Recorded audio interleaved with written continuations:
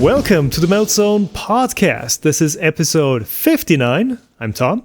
And I'm Stefan. And on, this episode, which, we had quite a break in between, we are talking about, what happened at the Midwest Reprap Festival 2020 that I visited last weekend, and I'm unfortunately still in COVID quarantine. I enjoyed my time there, but let me tell you a bit about why I enjoyed it that much. On other news, it is already a bit late, but Ultimaker and Makerbot merged together, forming a new company, I guess, and it's going to be interesting to see what will happen with their individual 3D printers and also maybe, for example, Thingiverse.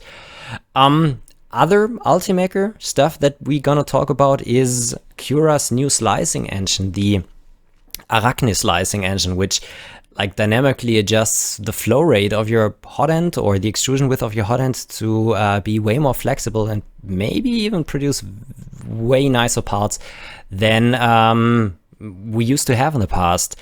Interesting thing, the new Prusa Slicer version, the alpha current released version 2.5, also already implemented that. So we hopefully gonna have that really new game-changing slicing engine in, the two leading slicers that we usually use. And this is all possible thanks to CURA being open source and thanks to Prusa Slicer being open source.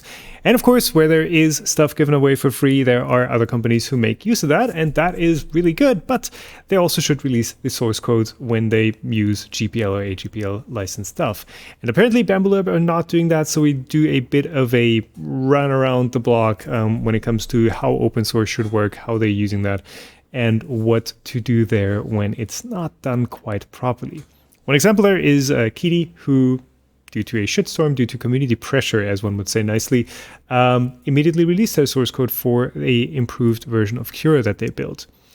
And to finish out with some more Kickstarter stuff is a question about the PlyBot, which is Brooke Drum's project from last year. And we kind of follow up to what has happened there and what is going to happen to that project and to the pledges. Well, that is good. How are you? Are you good as well?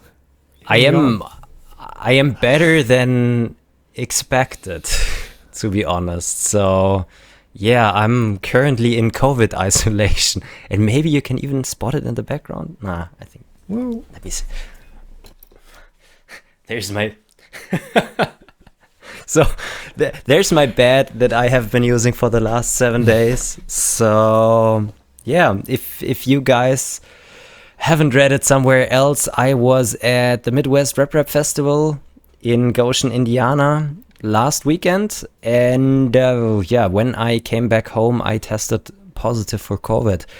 You were one of many. Yeah. One of many, unfortunately, yeah. But I'll get to that in a second. So I already took tests with me because I, of course, knew of the risks, and I was already planning to, of course, do a test before I get back home to my family. And when I landed back in Munich, I already heard of a couple of others that tested positive. So I already feared the worst. And the worst came true. So it tested positive in my car, then also did go to one of our test centers that we have right around the corners. They also, tested me positive. And so before meeting my family, I took all of my stuff up into my office and basically locked myself in there for the last 7 days now. But you've got everything you need. You've got a 3D printer in there, I guess. You've got a computer. You've got a camera. You can do everything, right? So the thing is, camera. Yes, I do, but my camera or my HDMI grabbers, they are already in my new office. So the camera quality, even though it has already been kind of bad the last bunch of episodes, it's even worse right now because I'm just using a cheap web camera. Zoom crushes it anyway. So so the second day I already asked my dad because I knew that I still had a Prusa Mini Plus kit at my office, and I have had that for the last year. Never built it because I never found the time. I already asked him, hey, can you please go to my office and maybe put that box in front of my office? So this was something that entertained me for a day or so. So I built the machine. Of course, I do have my PC in here. I already did a bunch of editing, gaming, and just catching up with all of the things from my trip. But yeah, most of the time I've been staying here, unfortunately, and it's a bit hard for me because I hear my family downstairs, but I can't really interact with them. My wife's just putting food on the table in front of my door. You're doing the prison treatment. You need to get like a little slot in the door. Yeah, something something like that. Through. Yeah, and when I need to shower, I just wear my mask. Hopefully I'm not in the shower. Well, not in the shower, but I went afterwards, and when I knew that I was probably positive with COVID, I took a couple of air filters with me from my new studio, and every time when I was for a longer period of time without the mask in my shower, I properly vent, of course, and then I just leave the air cleaner running overnight until my wife and baby get in there again. And so far they didn't catch anything, which is good. Yeah. And I don't regret that decision. I didn't have a ton of symptoms, so I had a really sore throat, but that was also because I screamed for 3 days straight, and I'm just not used to that. As one does on shows and conventions, yeah. Exactly. And then just like a runny nose. I didn't really have a fever. Fortunately, my brain felt fine all of the time. So for that reason, it was more just like being locked in here and not being able to do anything than really feeling like sick. So I'm quite happy about that. That sounds pretty much how I feel when I get home from any sort of international trips. It's just I always catch something. Let's hope for you that you don't end up with any long-term stuff. But yeah, if that's all it was, then well played. And I have to add that I felt that I was the only person wearing a proper mask in the airplane. I was very much in the minority of wearing a mask when I was at the venue at MRRF. Of course, there I have been. Shout out to Justin Nisserotte, by the way. Yes. In all the photos, you see him as like one of the last bastions of people who wear a mask. And I almost feel bad for not going, because I would have worn a mask as well. And it's just, showing support for the people who have to wear a mask for whatever reason, because they can, because they have vulnerable families, etc. We've talked about this before. There you go. Just lay it all out. Just for support. And I'm seriously considering going to Earth, and just doing the reasonable thing, maybe skipping social events. I don't know. It feels bad, but I want to go. But then, you can also join the social events, and if you want to be safe, just wear a mask there. So Brittany, who's called, I don't remember her Twitter handle. I think she's like a Twitch maker and streamer there. She has been wearing a mask all of the time at MRRF and most of the time at the events at night, and she didn't catch it as well. I didn't wear my mask at night because I thought, it's a risk that I need to take now. The group is way smaller. We only wear like 10 to 20 people, but it's you don't want to be awkward. You don't want to stand out. That's the basic problem with everything, right? And it's hard talking inside of a mask when it's already loud. Yeah, no, it's so. Anyway, but that's your COVID story. How was MRRF in general? I mean, you had a good time nonetheless, right? Yes, I don't regret going there. It was a really nice event in Goshen, Indiana, in not Mormon country, in Amish country. Yeah. One time we were at Aldi, at the Aldi store, and there were like 4 or 5 horse carriages hitching at the hitching post in front of Aldi. That is something you definitely need to experience at some point. And we saw them last time when we were at the Walmart. Really interesting.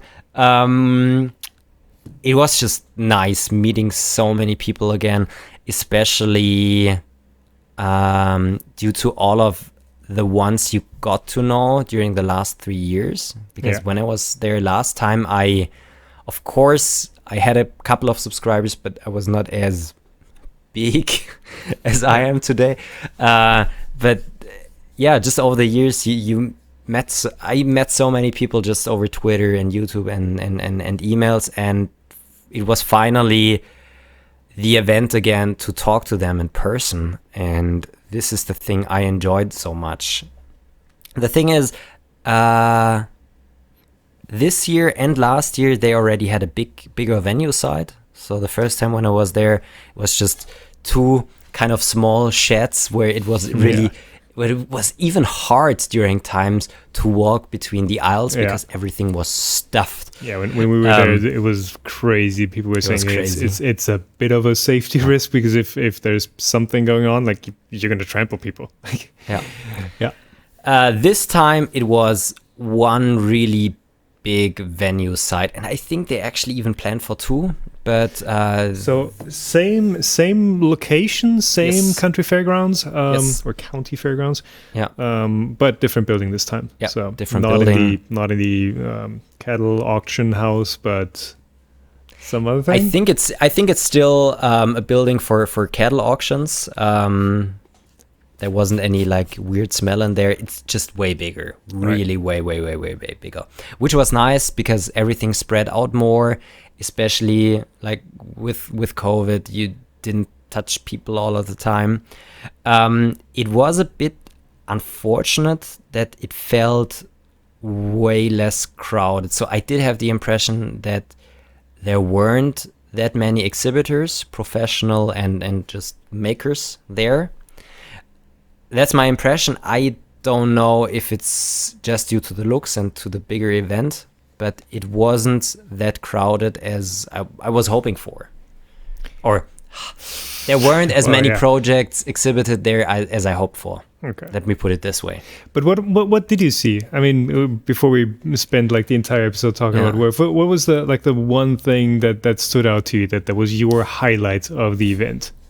I think there weren't as many highlights as last time because not that many were there. The projects I made videos about, so I decided to not cover any companies or things like that. I wanted to find really interesting maker projects. So the first video that I just finished this morning is about the mostly printed 3D printer. This was already a project that was presented there 3 years ago, but I still found it so impressive, so I had to cover it. Just to see what can be done and pushing that to the next level. Then color lithophanes. I never printed a lithophane, but seeing this color lithophanes and the way how they are printed, it's not like a normal lithophane and then just a printed color layer, like a paper printed color layer on the background, but they really split up an STL into different colors, CMYK, actually cyan, magenta, yellow, and white to get the different hues and the different colors. Really interesting project, and I loved to see the colors that they got out of that. Then a micro CNC router. That's an interesting story. I asked you for one thing, and apparently that there was enough to see there, right? There was, you're saying, it felt empty, but it's still. It was still a show worth going to, I bet. Definitely. And I think there would have been even more interesting projects, but I just did not have the time to spend like 15 minutes at each of the booths to understand what they are doing. So I had to look for the ones where it popped out, where I said, oh, that looks interesting. Let's spend a bit of time with them. Because the venue is basically like 1.5 days. So it's Friday till Sunday, but Friday is just Setup, yeah. Setup and everyone's everything. arriving.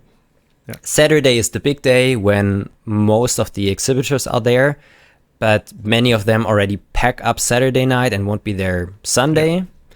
And on Sunday, it usually closes, or usually most of them are already gone at noon. So I just had like a good day available to scan around and find interesting projects to feature on the channel. When you're there for business, I mean, YouTube is a business in the end. You do have to make sure you make content. You do have to make sure you make content on interesting stuff.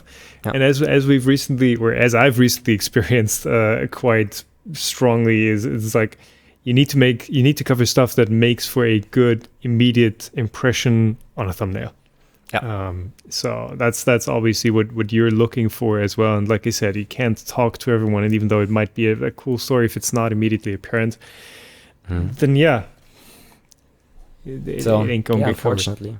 Very unfortunate. So one project I at first didn't understand and didn't want to cover, but then understood. But then when I got there for filming, he already had everything packed up.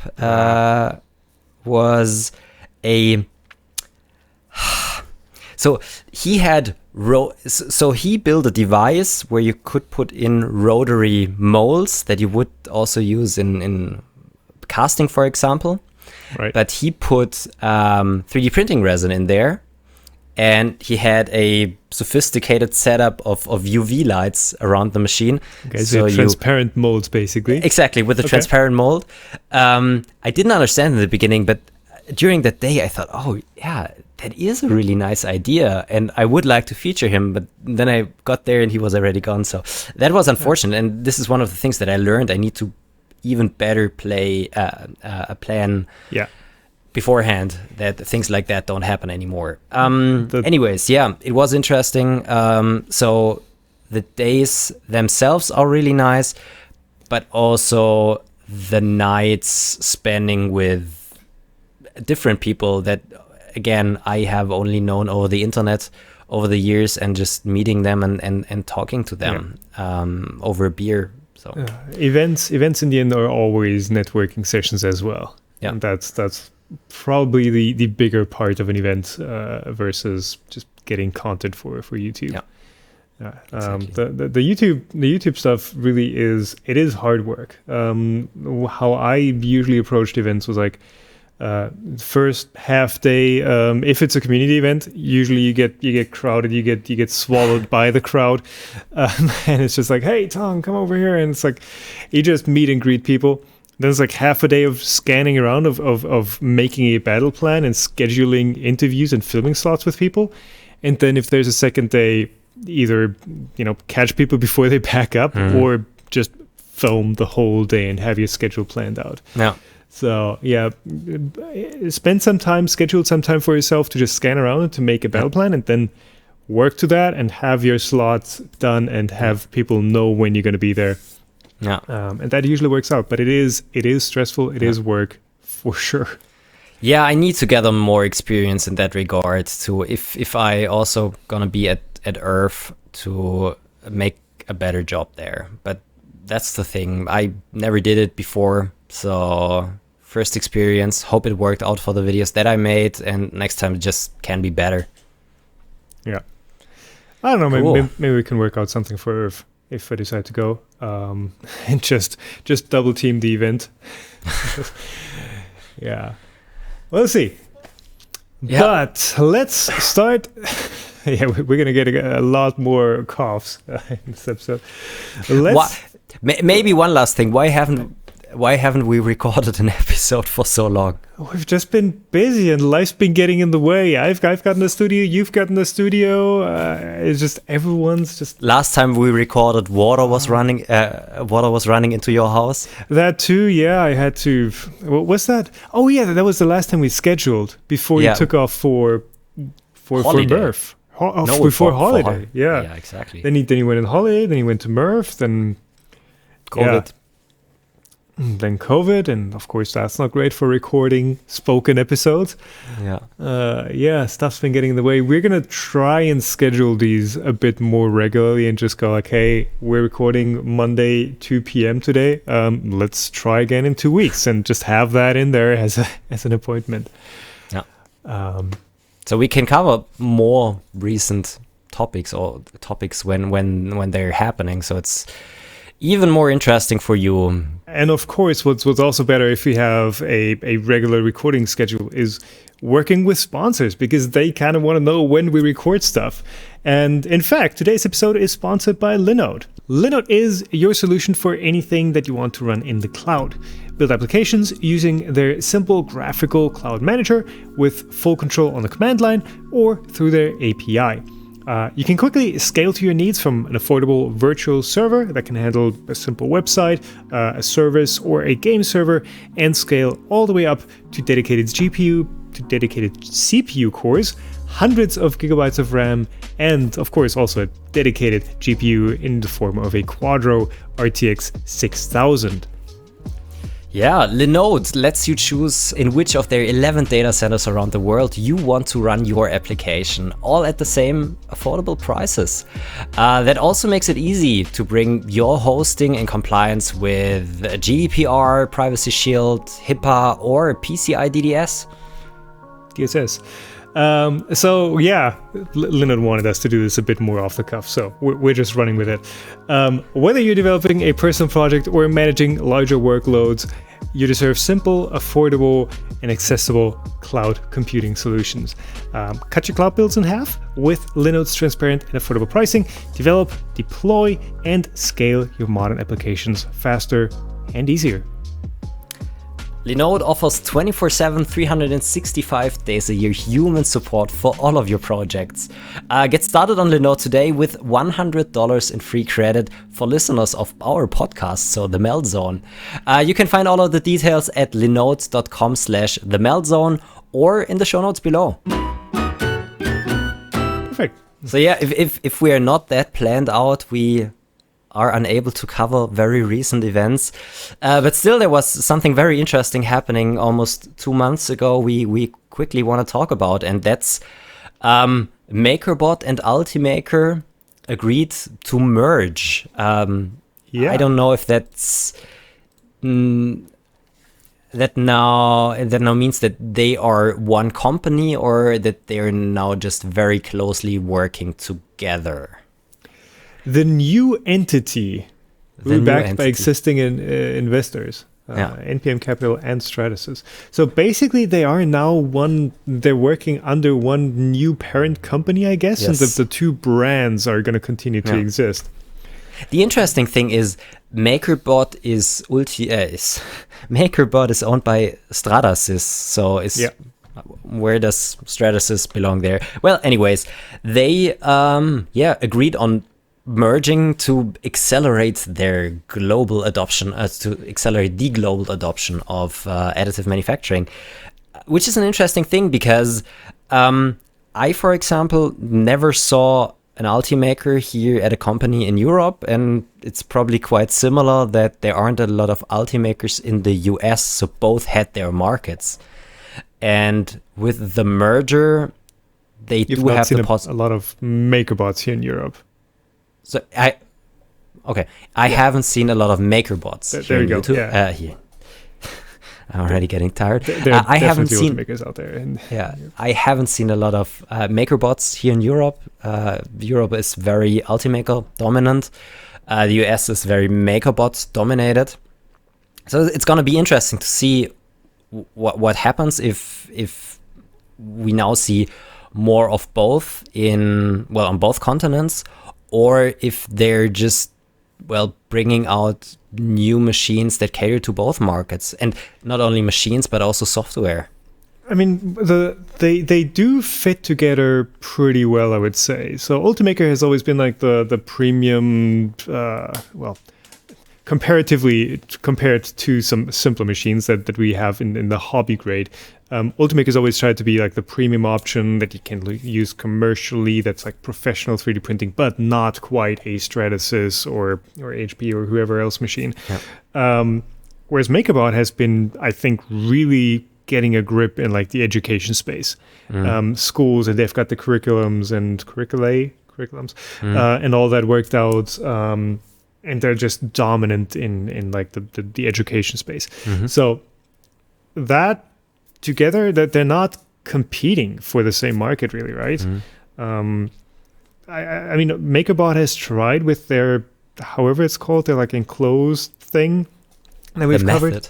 The method, to kind of get into that same market, but I've not seen much of that. I don't think that's been too much of a success. But I think the reason for that is because they're not that strong around here, or possible. Just it might be different possible. in the US, possible, obviously. But if they are catering to different markets, or if they're catering to the same markets just on different continents, I think it makes sense because for once they got a ton of new investment money for that acceleration, for that growth. And for example, like slicer development, everything that's going on in the background, like, I don't know, print scheduling and so on just and so the forth. entire backend, The entire backend. This could now get to a single platform that's easy, or that's cheaper for them to develop, because, or not cheaper, but at the same price, they can use it basically for two companies. Well, half the price. Yeah, there you go. Half the price. And also for hardware, it's really interesting. So I'm quite excited how that's gonna end. And what I'm also excited about, what's happening to Thingiverse. Yeah, because now they have two platforms that are both kind of dead in the water. Well, Thingiverse is still strong because they were the first ones. But then there's Umagine from Ultimaker. Yep. Thingiverse, Umagine, both kind of the same thing, and Umagine's not been getting that much traction. I think that they're still hanging in there, but I never used Umagine. So I went to Umagine and uploaded a bunch of stuff there when they came out, just to kind of support the underdog. It's the same with Intel versus AMD. Like I tended to gravitate towards AMD because Intel was just so dominant. I was like, hey, we need some alternatives here. So I went there, and it's a good platform. Like, it's, from a technical standpoint, it's fine. It is much better than Thingiverse for sure. But yeah, is there now a reason to keep both of them around? And that's just company the thing policy. Is, keep both of them around. Thingiverse is just hanging on its threads. It doesn't seem that there's a lot of effort put into that side. But of course, are they going to drop one of them? Are they maybe even improving Thingiverse again? Yeah, I mean, if anything, they probably drop Umagine. Because Thingiverse is just the household brand. It's what everyone talks about when you say, hey, look it up on Thingiverse, right? Yeah. Even though they might mean printables. But, so that's interesting. Also, like you said, the entire thing, is it going to be one common platform that has like Makerbot as the low-end brand and then Ultimaker as the higher-end brand? Is it just going to be one continuous spectrum, or are they really going to keep operating like two independent but sister companies? They do share some of the principles, values, like the somewhat proprietary, somewhat you know what I mean. They're both kind of doing their own thing and trying to build their own closed ecosystem in a way. And whether it's going to be one big closed ecosystem or not, we'll see. We don't know. Well, to be honest, Ultimaker's ecosystem is not that closed, but they are giving customers the option to use their ecosystem, which is very well working and tuned in. And I think this especially caters to companies that don't have a lot of experience in that field, because just by everything from Ultimaker, Slicer, Material Station, what they're now having, and the printer, and it's gonna work for you. So that's nice. And they're offering, they have companies that offer the support on those machines. Yeah. But if you want to add your own filament, you're totally free to do. Yeah. You can even use your own G code. Yeah, absolutely. Yeah. So we will see. And thankfully, Ultimaker are still releasing stuff as open source, as they've always done.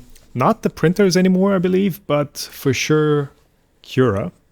The Ultimaker 3 is still open source. I don't know. Was there ever anything released? I think there was like announcement it's going to be open source, but was there ever stuff released? Let me look. Yes, there was. So I'm sure, because I have already downloaded parts of the Ultimaker 3. For example, you can get everything from the print course. It's not so you get CAD files from everything. But I think there aren't any like manufacturing drawings and things like that that you would probably need to recreate an Ultimaker. Wow, holy crap, this GitHub repository is atrocious. 5 years ago, somebody just dumped yeah, exactly. What is this? Probably 150 folders with cryptic names. Like these are called 1928-K, 1963-O, and it's one step file. Doesn't look like there's an assembly, 3D model, step.zip, PCB files. Those are there, but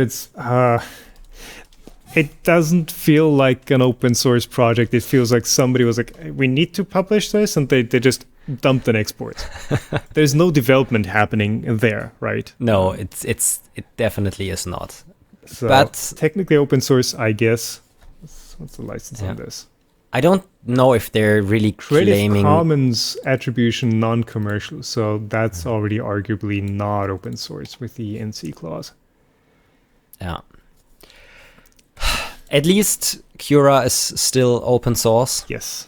And that is a good thing, because many of us are using it. And so I recently even did a poll on as a YouTube, what's it called? A community post. Yeah. Community post. And I think almost 2/3 of the ones who voted are still using CURA as their daily driver, which is interesting. Is that all the people who come from Chuck's videos? Just set up there in the 3 and are now doing the doing the CURA setup profiles? I think so.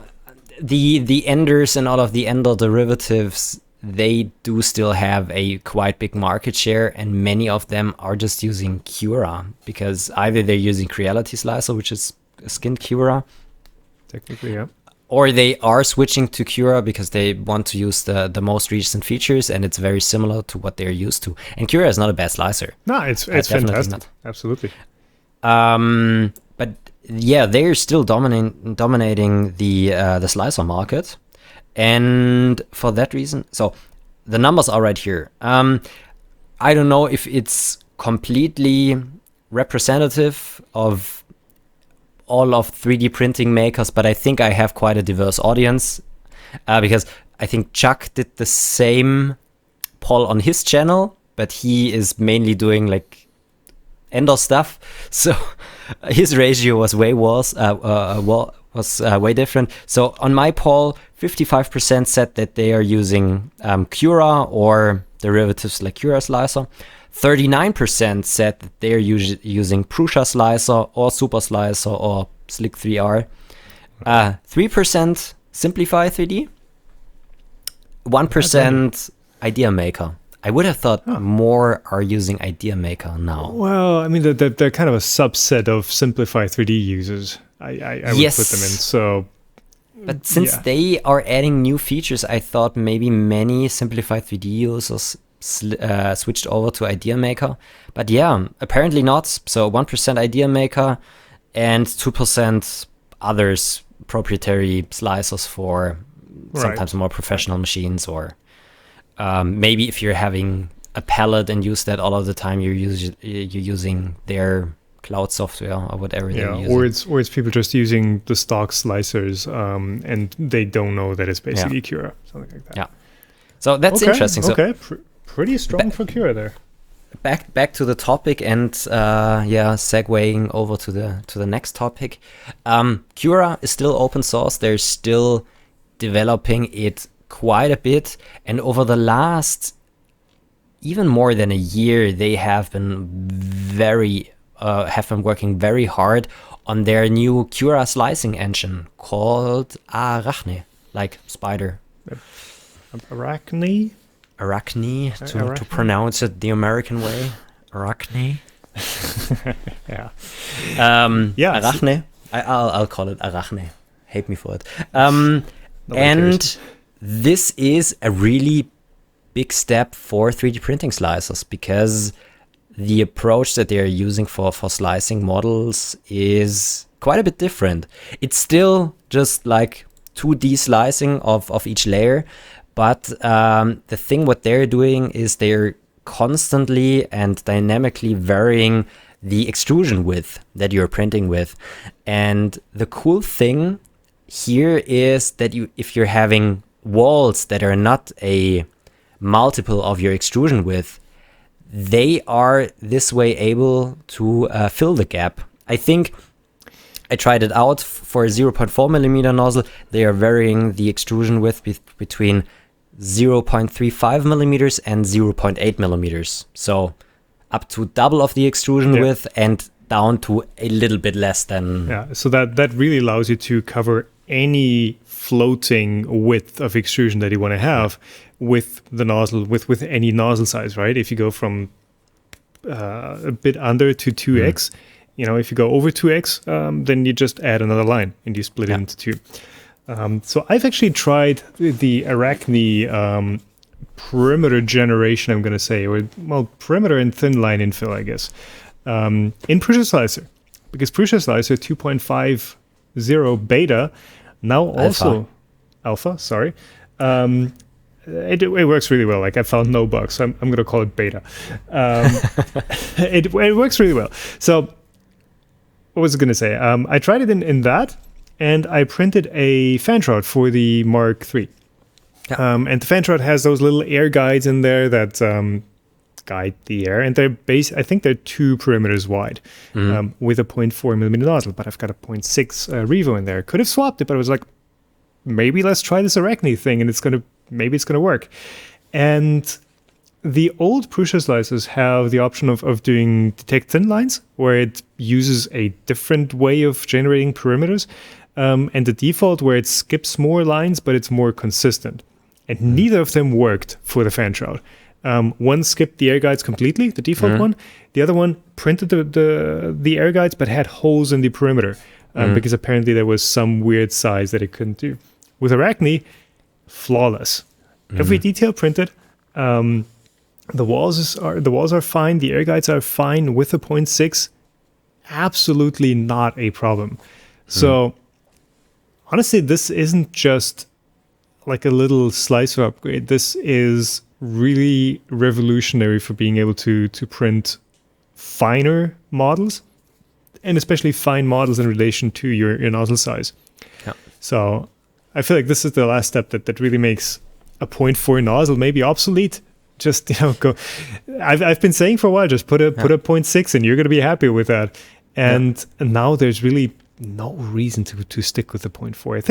I think Arachne plus 0.6 can do what a 0.4 would do with the old slicer approaches. Okay, yeah, that would be really interesting to compare. And then you have all of the flexibility in terms of like just layer height. That's really interesting. Yeah, it makes designing parts for 3D printing way easier, because if you're having like small details on your part, you don't need to make sure anymore that you're kind of using a multiple of your extrusion width. And if you are using a different extrusion width for the outer perimeters and the inner perimeters and things like that, it always got complicated. And this is just solving so many problems. I tried the Arachne slicing engine,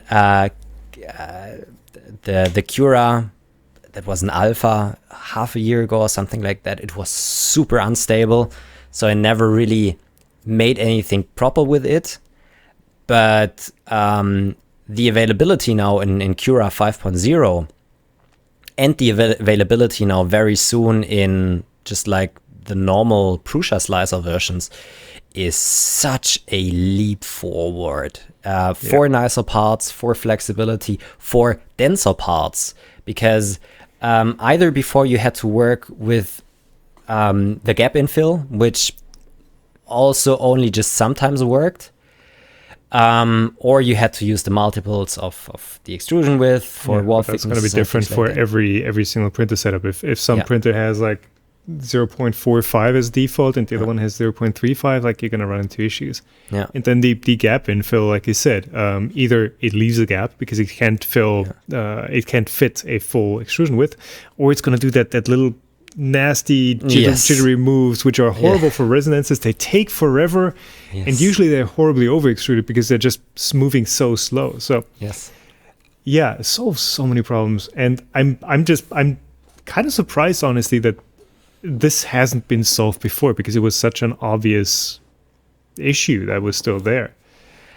Well, I guess the reason for it is that it's technically not super easy to implement in a slicer and to think about every combination of part people probably want to print with it. And that is the reason why, as I said, I think it was half a year or even a year ago when Ultimaker announced it, I think even further down the road, why it was super unstable at that point. If you are, and listeners and viewers, interested on that topic, I need to put that in the show notes. There is a really interesting paper on that topic, on the variable line width for slicing that they're using available. So this is really interesting. One thing I am excited to see how that, impacts print times, because because you're, for example, getting rid of all of the jittery moves. You don't need to have gap infill, for example, anymore. And that might slow up one or the other print, which is really nice. You can print denser parts. I don't know if that is also like valid for like water tightness of parts, but if I'm thinking, for example, about the BASF ultrafuse material, so the metal powder infused parts, if you want to have dense parts, also your green part needs to be dense. And if the slicer doesn't put material at certain locations, it won't be dense there. And this is fixing so many things. It's really cool. Yeah. So obviously was what got us here. Ultimaker implemented it first in CURA, and now PrusaSlicer is pulling along them, and they are saying that they are using Arachne for the slice. You can actually pick Arachne as the slicer or perimeter generation engine. I don't think it's like straight up copy paste from CURA. I don't know if they even use the same programming language. I have no idea. But at the very least, what open source allowed them to do is to look at how it's implemented, look exactly how the code works, and rewrite it for their own slices. So that is really cool that it was released still as open source in CURA, and it's in the end is profiting everyone. Yeah, and CURA did a similar thing in the past where they implemented, I think, the part orientation and auto orientation thing. Or auto orientation thing from PrusaSlicer into CURA. So it's a giving and taking, and that's the nice thing about open source. Of course, from a business perspective, you could argue that Ultimaker put a ton of development effort into that, and now just Prusa comes along and says, we're going to implement that in our slicer as well. But since their implementation will also need to be open source, and maybe they are, I don't know, improving it even in their own way, they can both learn from that. So it's going to be pretty cool. Yeah. So yeah, giving and taking. A perfect transition to the next topic. There is some giving and some more taking going on in some spaces as well. And that is on Kickstarter, specifically with the Bambulab X1. So this has, the Bambulab has all happened between when we last recorded an episode and today. So it's all from the first announcement to it being completely over, basically, all happened in this time frame. So Bambulab obviously released a viral Kickstarter, I'd say. A printer, you have one. I refused the samples that they wanted to send me. But it's a crazy printer, super fast, Core XY. How many colors? 16 colors? 4 like stock with the unit, but you could theoretically daisy chain 4 of them. Depending on the setup. Like I said, crazy fast, software feature-wise, top-notch from what I've seen. And it is, let's say, liberally grabbing stuff from the open source community. I put it in that way that they have been taking everything good that popped up in different projects over the last years and just put it into one single machine. Yeah. But yeah, so input shaping and all of other really well-working things, but also the slicer that they're using. So when I got my printer and got a download link for their slicer, the first thing that I noticed was that this just looks as like a skinned version of Prusa Slicer or Super Slicer, because they had some options I knew from Super Slicer that weren't in Prusa Slicer, and there were some things from Prusa Slicer in there I knew that I think weren't in the latest release of Super Slicer. And well, just asking them, they confirmed that, and they're also like put that on their website, that the slicer that they're using is based on open source. Is based on open source projects, Prusa Slicer and Super Slicer, and they just reskinned it. And the thing is that they currently have not released the source code for their version, which is against the license, even though, as I understood it, if they have only shipped it to like beta testers. Yeah, it doesn't matter. GPL is actually pretty clear about that, or a GPL in the case of Prusa Slicer, is when you ship a binary, you also need to provide the source code along with that. Not necessarily to the public, or do they? I don't know if it needs to be to the public, but at least to the people who got the binary. And I mean, technically, this is software piracy now. It is using software without licensing, without it being licensed. Yeah. Yeah. So the thing is, I talked to just briefly to the CEO about that, and he just said, yeah, they do have the problem that due to all of the lockdowns in Shanghai and in China, they had a very hard time getting hardware to the software developers, and they need to crunch hours at the moment to make the software properly usable until the Kickstarter units ship. And he said, of course, complying to licenses is very far down on the priority list, as it usually is. Far down on the priority list, and you could also argue who has something from the fact that they release a mess, for example, the Ultimaker 3 files, to the public, which is undocumented and nobody can really do something just because they need to do that per license. But they will definitely be releasing that very soon, but they're putting so much development effort currently in the software that he said it doesn't really make sense for them at the moment. Which sounds so. It sounds like every story I've heard before. We're gonna release it soon. Sure, once we've got this fixed up. I hope for the best. To be totally honest, I have trust in them. I talked to them quite a bit, and just also like how the Kickstarter campaign was managed and everything around that. The communication with them and also the things that they released on the Kickstarter page and on their website is, in my opinion, by far better than anything else I have seen with like similar upcoming products in the past, that I have good faith in them that in the next couple of weeks or months, when everything is properly working and the Kickstarter backers got their unit with working software, they gonna release the source code. And I do have the standpoint, yes, of course, it's against license, but just because license, why it doesn't really make sense to release it at the moment. Right. I'm just playing devil's advocate here. No, it's totally fine. This is the interesting thing about that. At the end of the day, the thing is, nobody cares. Like we probably care more about this sort of stuff than most users will out there. Yeah.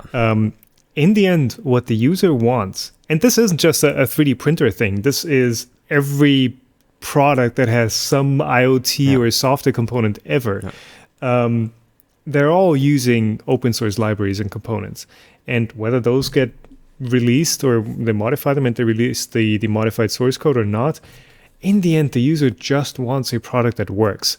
Exactly. And how that came together, honestly, you're not going to get a movement together that's like, hey, we need these things to be properly released, because, like I said, the users don't care. The individual doesn't have the energy to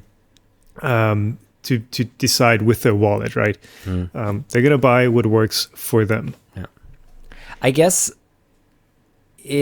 So in short term, it's not a problem for anyone. But in long term, these open source projects, because others can use those improvements that you maybe made, or implement those ideas in their own tools. I think midterm and long term, this is the problem where things like that really harm users and other companies, because they cannot build on these improvements. And so innovation is slowed down. And I guess the spirit and the idea behind open source is to have information available publicly, and to quickly be able to just improve on these ideas. Yeah. And this is the whole like non-commercial, the whole Reprap project is built on that. If it wasn't released like open source in the first place, we wouldn't be where we are today, far away from that. Exactly. And the thing is, it's not that companies like Bambulabs aren't supposed to use this. I think everyone that's the goal of the entire thing, is they can build something using publicly available code and information and tools, but they should also give back what they turn that into, and that is just part of the deal. If it's just a siphoning off from the freely available materials, then in the end we're all kind of at a loss. So yeah, exactly. And the ones that do open source their stuff, they're just getting screwed over. Exactly. So yeah, very, very happy that they're building on top of the stuff, but like, please do it properly, do it the right way. Yeah.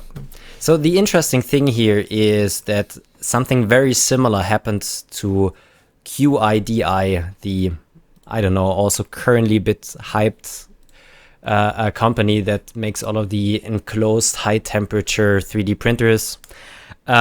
They also modified a version of CURA and added, I think, a tab structure, which is easier to browse around the settings. But they also didn't release the source code to that for quite a while. And when all of the Bambulab thing popped up, people were pointing out that same thing with QIDI. And it only took like a day or two until QIDI, uploaded the source code for the CURA version. I guess on Facebook. So public pressure helps in that regard and is a good thing, but it should be unnecessary. Yeah. And by the way, QIDI Tech, if it makes it easier, they're at a 6551952A on Twitter. That's much more memorable. I was wondering who that was, but yeah. I mean, at the end of the day, if you want companies to comply to the licenses they agreed to when they pulled the source files, shitstorms help. Or, I mean, worst case, but this is like I think nobody wants this.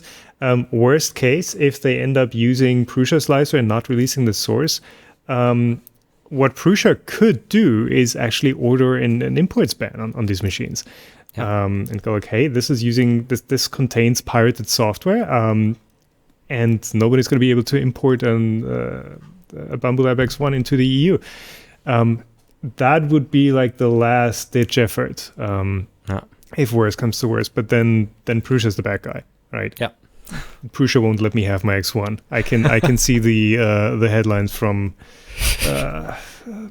inclined YouTubers on those topics already. So I guess in the end, it's also a bit of our responsibility as, let's use the term influencers, to sometimes use like just the reach that we're having to push some of these things through. It was the same thing with Creality, when Creality didn't release the source code of a version of Marlin, which they used to the power out thing, where I think Naomi actually went to the office of Creality and when she still had some leverage there. Yeah. But that can't be the go-to solution. No, it shouldn't. But if nothing else is helping, I think it's still a better solution than a lawsuit. Absolutely. Or maybe at some point a lawsuit might be the right thing to do to warn others. It's like the pirate that you hang in front of the harbor.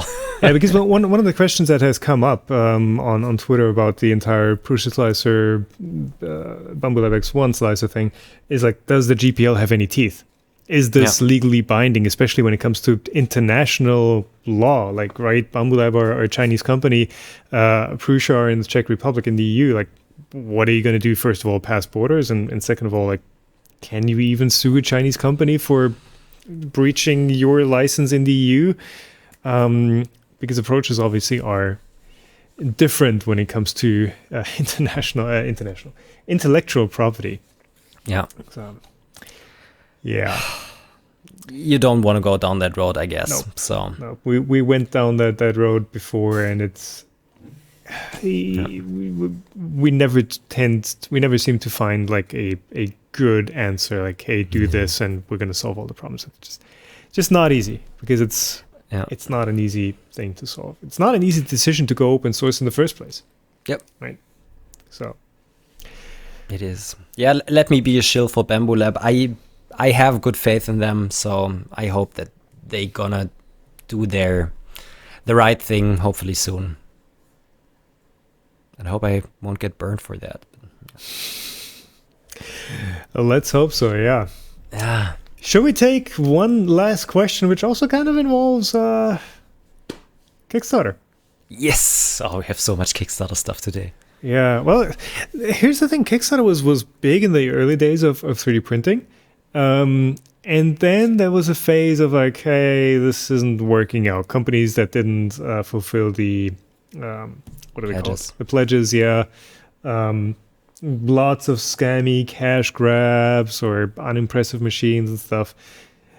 But it seems like Kickstarter is getting a bit of a second wind or something, whatever it's called. Where even big companies are using it as pre-order when it's like fully developed and they don't need the money, they just want to build hype. But apparently also now genuinely good products that deserve the Kickstarter or the crowdfunding, I guess. Yeah. And one of those projects was PlyBot, that maybe was kind of not deserving. I don't want to diss the project here, but not like super hyped up or anything, but just a project that was maybe at the wrong time. Anyway, the question is from Gentili Giuliano. What about talking of what is happening to PlyBot as the project and as a company in one of the next Meltzone podcasts? So that's the question. To sum up, PlyBot was a project by Brooke Drum, among others. Yeah, among others, two other guys. So the design of that Scora 3D printer was from, I think, a British guy, and he, Brooke, and Left Iron Wilding, don't know who that is. They started that project, or the project of the PlyBot, but just with like the bot in the end, it very much reminds someone of the the printer bots. Yeah, the way it's built, the way it's launched, obviously, it's got a UBIS hotend on there. This has the signature, the handwriting of Brookdrum and his Printerbot projects on there, of course. By the way, for those of you who don't know Brookdrum, one of the first successful 3D printer Kickstarters, and in fact, I think still like up there in like most successful Kickstarters ever. Printerbot was like a $300 back then, unbelievably affordable 3D printer. Went through the roof, built Printerbot as a company from that, and went bankrupt, I think, last year. And so this last year or 2 years ago or something. No, it's been longer than that, hasn't it? It's been longer than that. God, time flies. You made an interview with Brooke, and that was 4 years ago. Okay, God, I'm getting old.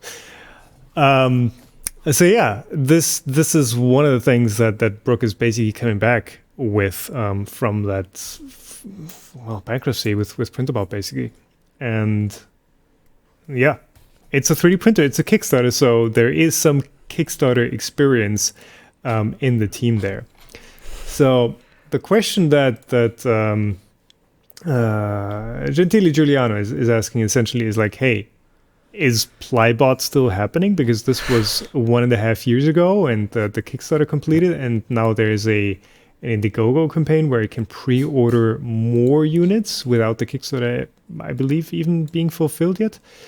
So, Stefan, you have some insight there. You actually talked to Brooke at MRRF. What's going on? I talked to him, and I didn't know all of the things that happened over the last 1.5 years, and I approached him with, "Hey, Brooke, I was hoping to see your Printerbot right here. No, not your Printerbot, your PlyBot right here." And he just so he basically didn't tell me a ton. And after MRRF, I also did a bit of research, and there's still plenty of updates available on the status of the Printerbot and why it hasn't shipped yet, and that they're hoping to ship pretty soon. So if you are interested in that, check out the PlyBot Kickstarter page. As it sounded to me, they are currently still lacking a bit of funding, but hope to get that pretty soon. I hope that this is going to happen, but they haven't shipped anything yet, which is unfortunate, which is one of the reasons why I, of course, again, was very hesitant with the Bambulab, for example, because these things happen. And you, pledged your money in the company or on a product. and just to be clear, I didn't, like you. Yeah, but backers. You as behind the camera or behind the, I don't know, on the loudspeakers, headphones. Yeah. And you're not getting anything from that. And the PlyBot, I think it was starting at $300, so it's something that is still a significant amount of money that you are potentially losing when you're backing something like that. And people need to be aware of that. And I hope the best for the PlyBot team, that the machine's gonna release at some point. But yeah, so far nothing shipped yet. Yeah, PlyBot is almost silent, it says on the Kickstarter page, but the project updates at least are not as silent. So just checking the updates. Yeah, exactly. And this is the thing that Kickstarter. So if you're making a Kickstarter, basically what can happen is that you don't ship a product in the end, but you are obliged to give recent update, what is happening and why things are happening. I don't know what happens if you don't do that at some point, because you already have the money, but this is the only obligation that you basically have. And they're doing that. Of course, there's a whole bunch of stuff happening, just international supply chain issues, etc. So I can't really blame them even. Just look at Prusa at the moment, increasing prices of the Mark III by $150 and the price of the Mini, I think, by $100. I talked to Joe, and he just said, sourcing is is so bad at the moment. Hardware and electronics. So especially if you need like one specific component and you can't like redesign your board real quick and just say, hey, I'm going to use a different ADC or a different microcontroller or whatever. If you need one specific part, you're screwed. And you need not just 10 of them, you need that's the other thing. 10,000 or 100,000 of them. Yeah. So scalpers, and you don't want to pay scalper prices for like really simple components. Yeah. So hopefully that's getting better over the next time. When is it going to get better? That's the question. What is the thing that needs to happen for this to get better? Well, so things already got better. I thought I would never be able again to buy a graphics card for my PC. Oh yeah. And graphics card prices are down again. So things can get back to normal. I think what's currently happening in Ukraine doesn't help that. If that would not have happened, I think supply chain issues would not be as big as they are at the moment. But since that can still take like years, it's still gonna take a while for new supply chains to form and things getting back to normal. COVID is also not helping at the moment, even though it is deemed over. People try to live with it in Europe and in North America, but if you're running like a zero COVID strategy in China, things cannot be as they used to be 3 years ago. And either they sort out their stuff on their own, or we need to build factories for making our own stuff, which is a very hard thing. Yeah, that's not gonna happen. Yeah. So fingers crossed. I mean, I'm pretty sure everyone just wants to go back to normal, but there's no guarantee that's ever gonna come. Yeah. Okay, and with that super positive outlook, wow, what a note to end on. That super positive outlook, I would say we're going to talk to each other in 2 weeks again. Yeah, that's a positive outlook. Absolutely. So thank you all for listening. Thank you all for watching. If you want to support us, you can do so individually on Stefan's or mine YouTube memberships, Patreon, etc. All linked down below. Stefan does the show notes. I just record and edit these shows. With that said, have a good one. And we'll see you and hear you in the next one. Bye-bye. Bye.